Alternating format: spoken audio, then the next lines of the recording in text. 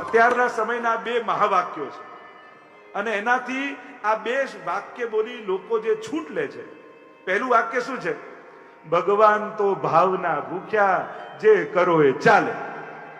અને જે છૂટ લઈએ આપણે આ વાતની, હું તો એને કહું, તને કહી ગયા ઠાકોરજી કે ભાવનો ભૂખ્યો છું, તને પર્સનલી કહી જાય ને તો કઈ ના કરે. પ્રભુ છે ને ભક્તના ભાવના ભૂખ્યા છે.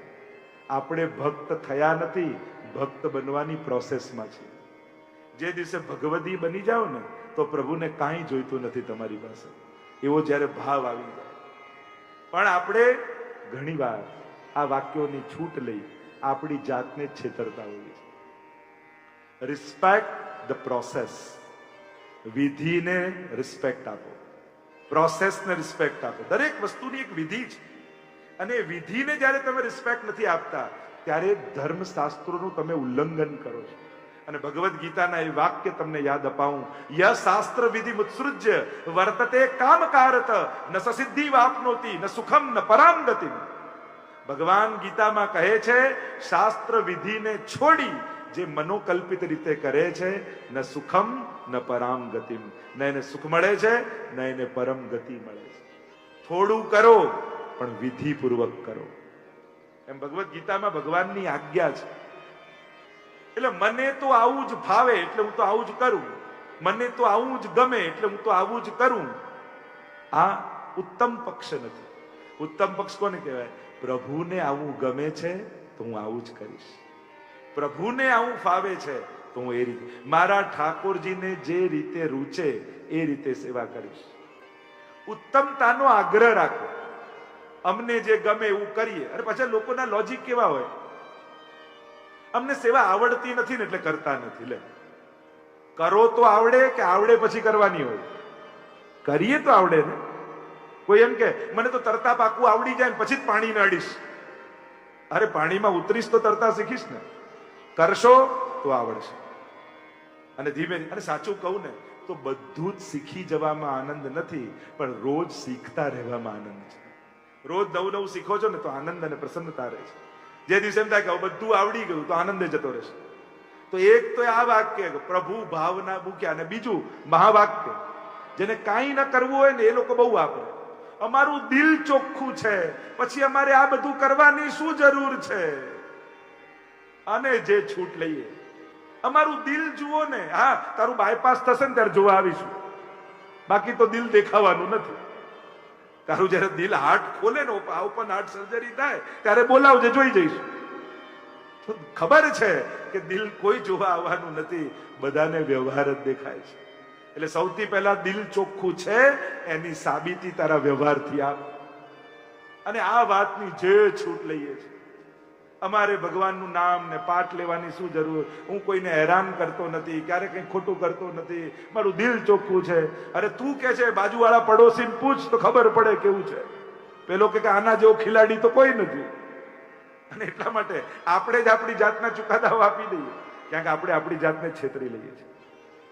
તારું દિલ હજી ચોખ્ખું નથી થયું એનું પ્રમાણ એ છે કે હજી તને ભગવાન પાસે બેસવાની ઈચ્છા નથી થતી, હજી તું ભગવાનથી દૂર ભાગે છે. એ જ ક્યાંક સાબિતી છે કે હજી અંતઃકરણ પવિત્ર નથી થયું. અને કદાચ ચોખ્ખું હોય પણ સાત્વિક ના હોય. ઘણાના વિચારો સ્વચ્છ હોય છે પણ અંતઃકરણ સાત્વિક નથી હોતા.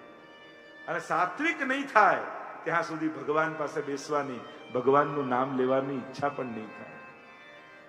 અને એટલા માટે જે ચર્ચા કરી રહ્યા છે, વિધિની મહત્તા રાખજો. આગળ જ્યારે ભગવાન બંધાયા તો ભગવાનનું બંધાવું પણ કોઈને મુક્ત કરવા માટે હોય છે. ખાંડણિયાને લઈને ખેંચવા લાગ્યા અને આંગણમાં ફરવા લાગ્યા. બે વૃક્ષો હતા, એની વચ્ચેથી પ્રભુ તો નીકળ્યા પણ ખાંડણિયું ફસાઈ ગયું. ખાંડણિયું ફસાયું, ભગવાને જોર લગાવ્યો, કડાક દઈને શોર થયો, બંને વૃક્ષો પડ્યા. બંને દિવ્ય પુરુષો એમાંથી પ્રગટ થયા. પ્રભુની સ્તુતિ કરી. વાણી ગુણાનો કથને શ્રવણવ કથાયામ હસ્તૌ ચ કર્મસુ મનસ્તવ પાદયોર્ના. પ્રભુ આ વાણી આપના ગુણોના ગાન કર્યા કરે, મન આપનું સ્મરણ કર્યા કરે. પ્રભુએ બંનેને કૃપા કરી આશીર્વાદ આપ્યા છે. કુબેરના પુત્રો હતા, મહાત્માની મર્યાદા ન રાખી. કહ્યું તારી બુદ્ધિ જડ છે, જ્યાં જડ વૃક્ષ થઈને પડે. અને એટલે જ આપણે ત્યાં અમુક વસ્તુની મર્યાદા રાખવી જરૂર છે. જો શ્રદ્ધા હોય કે ન હોય, પણ રિસ્પેક્ટ આપતા તો શીખવું જ જોઈએ. દરેક વ્યક્તિને દરેકમાં શ્રદ્ધા નથી હોતી, પણ બીજાની શ્રદ્ધાને પણ સાચવવાનો વિવેક હોવો જોઈએ. કોઈને આમાં શ્રદ્ધા છે તો તમે જાઓ તેને રિસ્પેક્ટ જરૂર આપો, એનું અપમાન કરવાની જરૂર નથી. કોઈને માતા પિતામાં શ્રદ્ધા છે, કોઈને તીર્થમાં શ્રદ્ધા છે, કોઈને ધર્મસ્થાનમાં શ્રદ્ધા છે, કોઈને ગુરુમાં શ્રદ્ધા છે, કોઈને ગ્રંથમાં શ્રદ્ધા છે, કોઈને મંત્રમાં શ્રદ્ધા છે. તો ભલે તમને શ્રદ્ધા ન હોય, પણ વિવેક તો હોય ને આપણામાં. કોઈને આદર આપવાનો વિવેક તો આપણી અંદર ચોક્કસ. વિવેક શૂન્ય ક્યારે નહીં બનો. અશ્રદ્ધાવાન બનો પણ અવિવેકી ક્યારે ન બનતા, કારણ કે તમારો અવિવેક બીજાને હર્ટ કરશે. કદાચ તમને શ્રદ્ધા નથી, પણ વિવેક તો રાખીએ ને કે ના, તને રિસ્પેક્ટ છે તો હું પણ આદર આપીશ.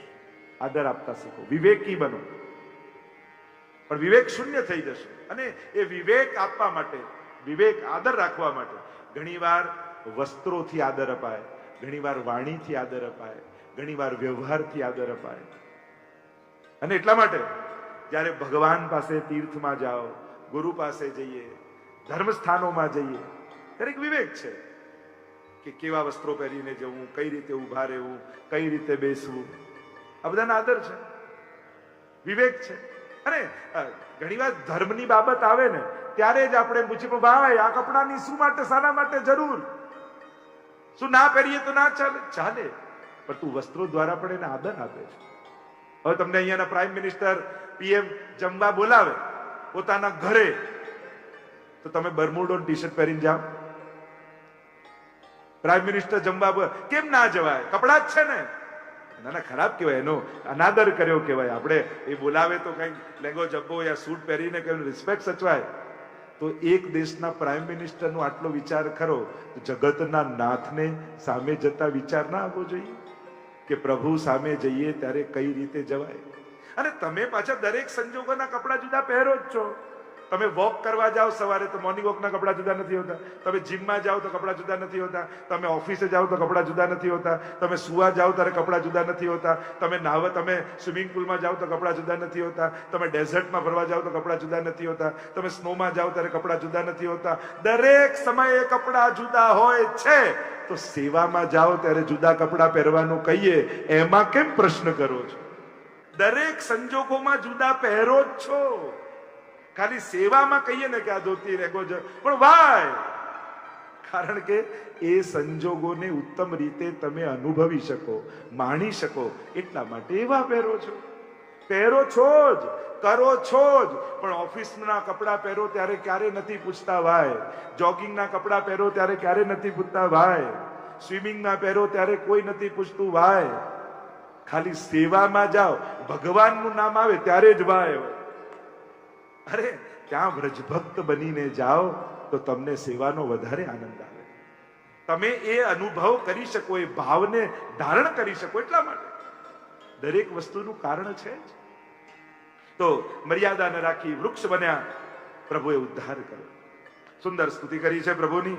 આગળ અનેક પ્રકારની લીલાઓના વર્ણન આવ્યા. જ્યારે આવો ઉત્પાત થતો દેખાયો, વૃક્ષો તૂટીને પડ્યા, ઉપનંદે એમ કહ્યું, આટલા ઉત્પાત થઈ રહ્યા છે તો આપણે વૃંદાવનમાં જઈને ગોકુળ વસાવીએ. અને બધું સામાન લઈને ચાલ્યા છે વૃંદાવન. ત્યાં નિવાસ કર્યો છે વૃંદાવનમાં. અનેક પ્રકારની લીલાઓના વર્ણન આવ્યા. વત્સાસુર ઉદ્ધારની કથા આવી. વાછરડાના રૂપમાં આવ્યો. રૂપ ઉત્તમ હતું. ભગવાન એની આંખોથી એને ઓળખી ગયા. બાહ્ય રૂપ તો વાછરડાનું છે, અંદર તો આસુરી વૃત્તિ જ છે. ભગવાને ઉદ્ધાર કર્યો. બકાસુર ઉદ્ધારની કથા આવી. બગલાના રૂપમાં અસુર આવ્યો, યમુનાજીમાં ઉભો છે. યમુનાજી એટલે ભક્તિ, અને ભક્તિનું કોઈ ઓપોઝિટ શબ્દ હોય ને તે દંભ છે.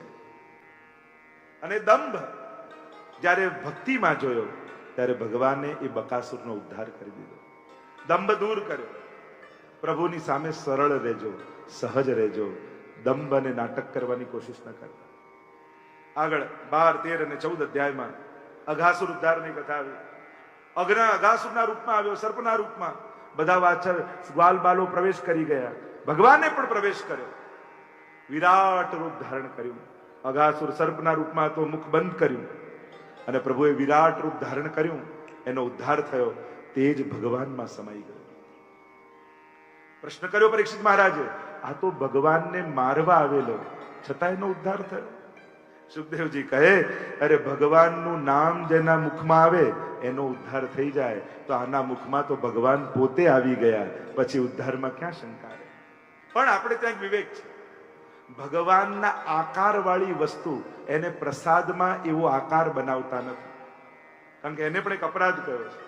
જો ઘણીવાર દૂધગરના ખીલોના બનાવીએ યા કોઈ વસ્તુ બનાવીએ ત્યારે એમાં ફૂલ ડિઝાઇન એ બધું બનાવીએ, પણ એમાં ગાય, ભગવાનની મુખાકૃતિ કે જેને આપણે પ્રસાદ રૂપે ગ્રહણ કરવાના હોય એમાં એ આકૃતિ નથી બનાવતા, એને અપરાધ કયો છે. સાંજી પણ બનાવીએ ને ત્યારે પણ અમે ભગવાનનું રૂપ નથી બનાવતા. ગોપી ગ્વાલ આદિ બનાવવાનો ક્રમ છે મંદિરની સાંજીમાં જલ્દી ઠાકોરજીની, અને કદાચ બનાવો સાંજીમાં જયારે આકૃતિ ઠાકોરજીની, ત્યારે જયારે સાંજીને વડી કરો ને ત્યારે સીધું એને ભગવાનનું દોરેલું ચિત્ર પણ ભગવદ રૂપ છે, ભગવાનની પ્રસાદી વસ્તુ પણ ભગવદ રૂપ છે. એટલે એને સીધી ઉપાડી નથી લેતા. એનો એક ક્રમ છે સાંજી સરાવવાનો. તમારે થોડા રંગ લેવાના સાંજીના, એ પહેલા સાંજી પર વિખેરી દેવાના, અને વિખેરી અને મેળવી દેવું, અને પછી એ રંગ ઉપાડો. આવો આપણે ત્યાં વિવેક છે. પણ ભગવાનની બનાવેલી આકૃતિને સીધી નાશ નથી કરાતી, સીધી એને મટાવાતી નથી. એને એક ભક્તનો અવિવેક માન્યો છે. આવો આપણે ત્યાં ક્રમ છે. તો અઘાસુર ઉદ્ધારની કથા આવી. અહીંયા પ્રભુએ બધા સખાઓને કહ્યું, બધા પોતપોતાના ઘરેથી સામગ્રી સિદ્ધ કરીને લાવજો, કાલે છાક લીલા શ્યામ ઢાક પર કરીશું. બધા સખાઓ પ્રસન્ન થઈ ગયા. અરે આપણા ઘરની સામગ્રી ઠાકોરજી આરોગશે. દોડતા દોડતા ઘરે ગયા. મૈયા મૈયા મૈયા, પ્રભુએ કહ્યું છે આપણા ઘરની સામગ્રી ઠાકોરજી કાલે છાક લીલામાં આરોગશે. સખીઓ અને ગોપીઓ તો પ્રસન્ન થઈ ગઈ. કેટલા દિવસથી અમારો મનોરથ હતો કે પ્રભુ અમારા ઘરની સામગ્રી આરોગે. જે ઉત્તમમાં ઉત્તમ સામગ્રી ગોપીઓને બનાવતા આવડતી હતી, આખી રાત વિવિધ પ્રકારની સામગ્રી બનાવવામાં ગોપીઓ લાગી ગઈ. બીજા દિવસની સવાર પડી. સખાઓ આછરડાઓને લઈને જવા લાગ્યા ત્યારે દરેક ગોપીએ સુંદર સુંદર જે સામગ્રી બનાવી હતી એની ટોકરી બનાવી દીધી, અને કેળાના પત્તામાં સામગ્રી પધરાવી ઉપર કલતાન બાંધી દીધું. લે, સખાઓને કહેવા લાગ્યા, બાળકોને કહેવા લાગ્યા, પ્રભુને આરોગ આવજો, અને આરોગ આવે ત્યારે મને માને પણ મારી સુધી લેજે, મને યાદ કરે. સખાઓ પ્રસન્ન થઈ ગયા. બધા જ પોતપોતાના ઘરેથી નીકળી અને છાબ સાથે લઈને નીકળ્યા છે. બપોરનો સમય થયો. ગાયો ચરાવીને થાક્યા છે. શ્યામ ઢાક પર આવ્યા. ગિરિરાજજીના પૂંછડીના ભાગમાં કુંડાળું કર્યું સખાઓએ. વચમાં બિરાજ્યા કૃષ્ણ અને દાઉજી, બંને બિરાજી ગયા. અને બધા સખાઓએ પોતપોતાની છાબ ખોલી, અને છાબ ખોલી બધા આરોગ આવવા લાગ્યા. અરે લાલન, મારી મૈયા પેડા બહુ સુંદર બનાવે, લે પેડા આરોગ. પ્રભુ આરોગ, હા બહુત સુંદર है, बहुत सुंदर है. અરે મારી મૈયા બરફી બહુ સુંદર બનાવે, લે પ્રભુ આરોગ. ઠાકોરજી આરોગતા જાય, વખાણ કરતા જાય, પ્રશંસા કરતા જાય, અને ખૂબ પ્રસન્નતામાં બધા જ સખાઓના ઘરની સામગ્રીને પ્રભુ અંગીકાર કરી રહ્યા છે. એટલામાં દૂર ઉભેલો મધુમંગલ ગરીબ બ્રાહ્મણનો દીકરો જુએ છે. બધા પોતપોતાના ઘરની સામગ્રી આરોગ આવે છે, પણ હું તો કાંઈ લઈને નથી આવ્યો, શું આરોગ આવું પ્રભુને? અરે આવો અવસર ફરી મળશે કે નહીં કેમ જાણે. દોડતો દોડતો દોડતો મધુમંગલ ઘરે ગયો. મૈયા મૈયા મૈયા, કહા હે બેટા? અરે પ્રભુ આજે બધાના ઘરની સામગ્રી આરોગી રહ્યા છે, મારા પણ મનમાં મનોરથ છે કે કંઈક આપણા ઘરની સામગ્રી પ્રભુને આરોગાવ. અરે બેટા, આપણે તો ગરીબ બ્રાહ્મણ, આપણા ઘરમાં તો કાંઈ નથી. અરે માં, કંઈક તો હશે ને. આવો અવસર ફરી નહીં આવે માં. આજે પ્રભુ બધાના ઘરની સામગ્રી આરોગે અને આપણે રહી જઈએ તો આપણું કેટલું મોટું દુર્ભાગ્ય. પણ બેટા, ઘરમાં કાંઈ નથી. બધા ડબ્બા ઊંધા કરીને બતાવ્યા, જો તારી આંખે જો. નહીં માં, આવો અવસર ફરી નહીં આવે, કંઈક તો ઘરમાં હશે ને. યાદ આવ્યું બેટા, પરમ દિવસની ખાટી છાછ પડી છે, પણ બેટા બહુ ખાટી છે. અરે માં, જે હોય તે આપ, આવો અવસર ફરી નહીં આવે. કુલ્લડમાં ભરી દીધી છાછ. આપતા આપતા કહું, બેટા બહુ ખાટી છે, આગ્રહ ન કરતો, પ્રભુને શ્રમ પડશે. મધુમંગલ તો પ્રસન્ન થઈ ગયો. અરે છાછ મળી તો ખરા.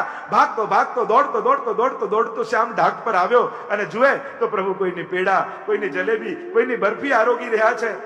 મનમાં વિચાર થયો, આવી ખાટી છાછ આપીશ તો પ્રભુએ હાંસી કરશે.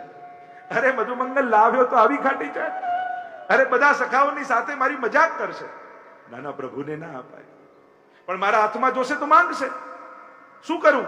વિચાર આવ્યો, લાવ હું જ પી જઉં, એટલે માંગે નહીં ને હાંસી ના કરે. અને આમ વિચાર કરી કુલ્લડ મોઢામાં અડાડ્યું અને ત્યાં દ્રષ્ટિ પડી પ્રભુની. મધુમંગલ ઉભો રહે, આમ કરીને પ્રભુ દોડ્યા.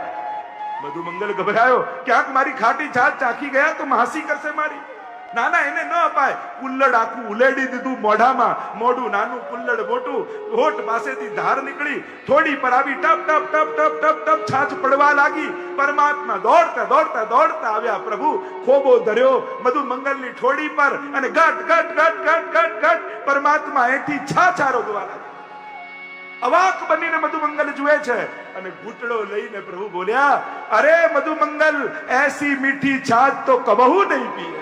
પ્રભુ જ્યાં ગટકાવી રહ્યા છે છાછને, સખાઓ દોડતા આવી ગયા. અરે લાલન, અકેલો અકેલો પી જાયગો, हमको तो चखा. ઠાકોરજી કહેવા લાગ્યા, જાઓ પત્તા તોડીને લાવો. ત્યાં દૂનાના પત્તા ઉગે છે. બધા પત્તા તોડીને લાવ્યા અને ખોબામાંથી ઠાકોરજી બધાને થોડી થોડી છાછ આપવા લાગ્યા. બધા ઘૂંટડો ભરે, બહોત મીઠી હૈ, બહોત મીઠી હૈ. આનંદ કરવા લાગ્યા, બહોત મીઠી હૈ કનૈયા. અને પીતા જાય, વખાણ કરતા જાય. એટલામાં પાછળ રહી ગયેલા સખાઓ દોડતા આવ્યા. અરે લાલા, सबको बांटती, हम तो रह गए. ઠાકોરજી કે હવે તો બધી ખતમ થઈ ગઈ, એ અમે ન જાણીએ. આટલા સખાઓને આપી તો અમને પીવડાવો. પ્રભુ કે પણ અમે છાછ નથી, એ અમે ન જાણીએ. જે છાછ અમને પીવડાવી અમને પણ ચખાડો. ઠાકોરજી કહે, હવે તો છાછ એમ તો નથી, પણ જીન નહીં પાયો સુનો રે ભૈયા, મેરી હથેરી ચાટ આજ દધી મીઠો મદ. અરે જેને નથી મળી એમ કરો, મારી હથેલીમાં છાછ લાગી છે, લો આ ચાટી લો. એટલે સખાને ચટાડે. सखा के बहुत मीठी है. लालन के अच्छा मीठी है. भाई ठाकुर जी चाटे, हाँ बहुत मीठी है. बीजो आवे, लो चाटे, हाँ लाला बहुत मीठी है, अच्छा मीठी है. भाई ठाकुर जी चाटे.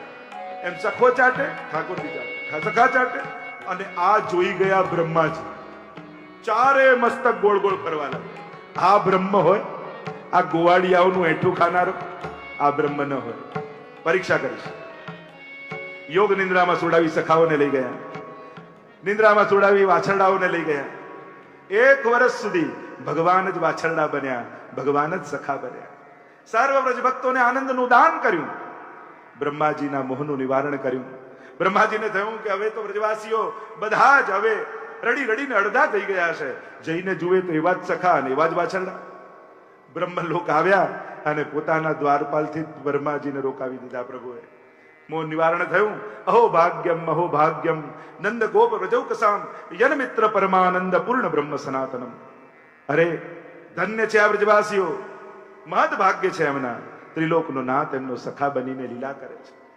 બ્રહ્માજીએ સ્તુતિ કરી છે. આગળ ગૌચારણ લીલાનું વર્ણન આવ્યું.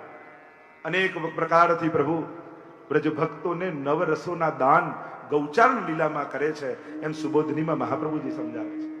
જ્યારે ગોવૃંદને લઈને ઠાકોરજી પધારે ત્યારે ગાયોને ચરાવતા ચરાવતા ભગવાન ગોવિંદ છે, ગુરુ બન્યા છે. કારણ કે આ ગાયો ઇન્દ્રિયો છે અને ઘનઘોર સંસારના વનમાં ભટકતી ઇન્દ્રિયોને ભગવાન વાળીને નંદાલય તરફ લઈ જાય છે. આ તો ગુરુનું કાર્ય છે. સુંદર વર્ણન છે ગૌચારણ લીલાનું. આગળ વ્રજવાસીઓને દાવાનળથી પ્રભુએ બચાવ્યા. પ્રલંબાસુરથી પ્રભુએ પ્રલંબાસુરનો ઉદ્ધાર કર્યો. ગાયો ગોપોને પુનઃ દાવાનળથી બચાવ્યા. બધાને કહ્યું આંખો બંધ કરી લો. નેત્રો બંધ કર્યા અને પ્રભુ દાવાનળનું પાન કરી ગયા. વર્ષા ઋતુ, શરદ ઋતુનું વર્ણન આવ્યું. વેણુ ગીતની કથા આવી. વેણુ ગીત પુન યુગલ ગીત કી રસબર ખાબર ખાઈ પ્રગટ ભય માર્ગ રીત દિખાઈ. અદ્ભુત છે વેણુ ગીત. રસદાન પ્રભુએ જે રાસમાં કર્યું એનું બીજ વેણુ ગીતમાં છે. રસબીજમ વેણુ ગીતમ ગોપિકા ગીત વૃક્ષકમ સુફલમ યુગ્મ ગીતમ હિ ભ્રમરમ ભ્રમરમ મતમ. વેણુ ગીતની કથાને એવું ન માનતા કે ઠાકોરજી આમ વેણુ વગાડે અને બધાને વેણુ સંભળાય અને બધા ભાન ભૂલી જાય. આ એટલી જ કથા નથી. આ વાંસળી વગાડવાની કથા નથી. આ સ્વ સ્વરૂપના દાનની કથા છે. અદ્ભુત વર્ણન સુબોધનીમાં મહાપ્રભુજીએ કર્યું છે. વેણુ ગીત, વેણુ રવ, વેણુ કુંજન અને વેણુ નાદ. આ 4 શબ્દ વેણુ ગીતમાં મળશે. અદ્ભુત ચર્ચા છે. વેણુ નાદ જે પ્રભુ કરે છે ને એ નાદ પાત્ર છે અને નાદના પાત્રમાં પ્રભુ પોતાની સુધા પધરાવી સર્વને ભગવત સુધાનો સંબંધ કરાવે છે. અને ભગવત સુધાનો સંબંધ થાય ત્યારે જ ભગવત પ્રાપ્તિનો એને અધિકાર મળે છે. એટલે પ્રભુ સ્વરૂપ પ્રાપ્તિના અધિકારનું સંપાદન વેણુનાદ દ્વારા પ્રભુ કરી રહ્યા છે. ઠાકોરજી જયારે રોજ ગૌચારણ કરવા માટે પધારે ત્યારે ગોકુળમાં રહેલી ગોપીઓ બપોરના સમયે પોતપોતાના કાર્યથી નિવૃત્ત થાય અને ભેગી મળી પ્રભુ ત્યાં જે લીલા કરતા હોય એ ગોપીઓને અહીંયા દેખાય અને જે બોલે કે વગાડે એ ગોપીઓને અહીંયા સંભળાય. બે શક્તિનું દાન ઠાકોરજી કરીને જાય, દૂરદર્શન અને દૂર શ્રવણ. ગૃહે ગૃહે ગોપ વધુ કદંબા સર્વે મિલિત્વા સમવાપ્ય યોગમ. બપોરના સમયે બધા કાર્યોથી નિવૃત્ત થઈ એક જગ્યાએ ભેગી થાય અને પુણ્યાની નામાની પઠંતિ નિત્યમ. ત્યાં જે પ્રભુ લીલા કરતા હોય ને એનું અવગાહન કરે અને એનું નામ જ વેણુ ગીત અને યુગલ ગીત. અહીંયા વર્ણન કરતા ગોપીઓ કહે છે પ્રભુ વૃંદાવનમાં ગાયો અને ગોપોને લઈને પ્રવેશ કરી રહ્યા છે. અધર પર પધરાવી છે વેણુ અને વેણુના સ્વરને ભરતા, વેણુમાં સ્વર ભરતા પ્રભુ ગાયો ને ગોપોના વૃંદને લઈને વૃંદાવનમાં પ્રવેશ કરે છે. कैसी शोभा है प्रभु की. वर्णन करते सुखदेव जी बोले बरहा पीडम नटवर वपुः कर्णयो कर्णिकारम बिभ्रद्वांस कनक कपीशम वैजयंतीम च मालाम रंद्रान वेणोरधर सुदया पूरयन गोप वृंदई वृंदारण्यम स्वपद रमणम प्राविशद गीत कीर्ति. अद्भुत स्वरूप का वर्णन किया.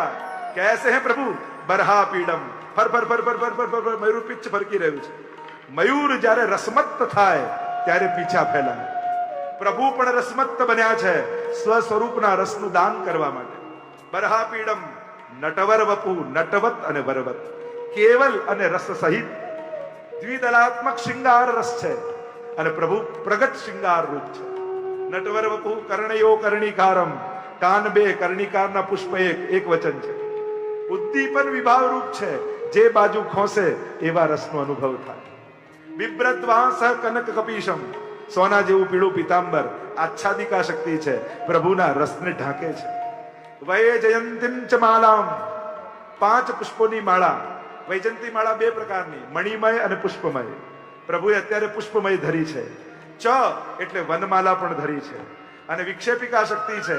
ધારણ કરી પ્રભુ પધારી રહ્યા છે. અધર પર વેણુ પધરાવી છિદ્રોને પૂરી વેણુના નાદ કર્યા અને વેણુનો સ્વર આખા બ્રજમાં રેલાયો અને વેણુનાદ કરતા પ્રભુ પ્રવેશ કર્યો. હરી સખી દેખ તો સહી અક્ષણવતામ ફલઈદમ. માનો આજે આપણા નેત્રો સફળ થઈ ગયા, શ્યામ સુંદરના સ્વરૂપના દર્શન થઈ ગયા. 13 શ્લોકમાં ગોપીઓએ વેણુ ગીત ગાયું. હરી આ વેણુને તો જો. ગોપ્ય કિમાચરદયમ કુશલમ સ્મ વેણુ દામોદરાધર સુધામપી ગોપિકાનામ ભુંક્તે સ્વયં યદ વસિષ્ઠ રસમ રુદિન્યો ઋષ્યત ચોશ્રુ મુચુસ્તર્વો યથાર્યા. આ વેણુ આપણા ભાગની સુધા એ લઈ જાય છે.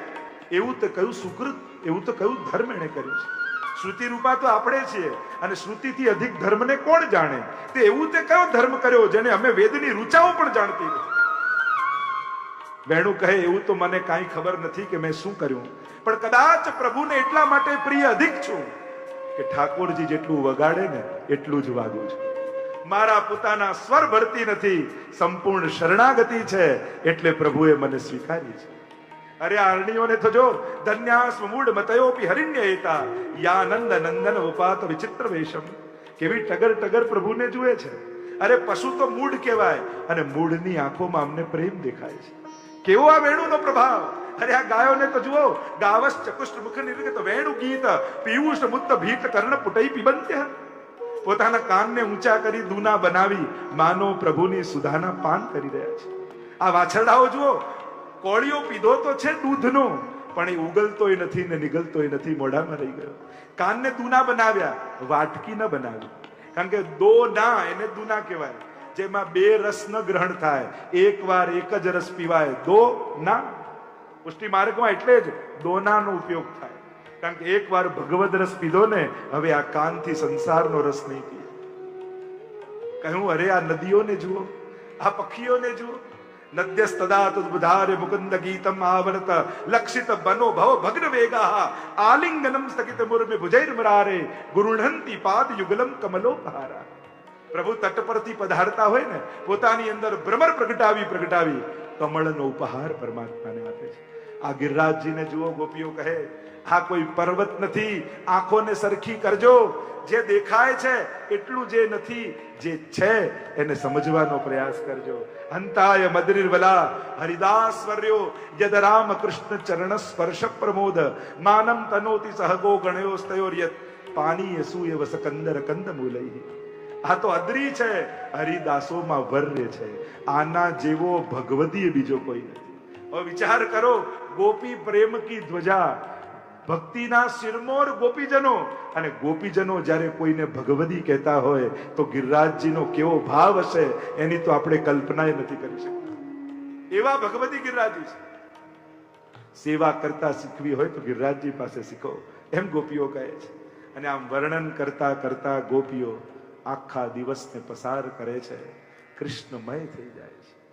આ વેણુગીતની ગાથા છે.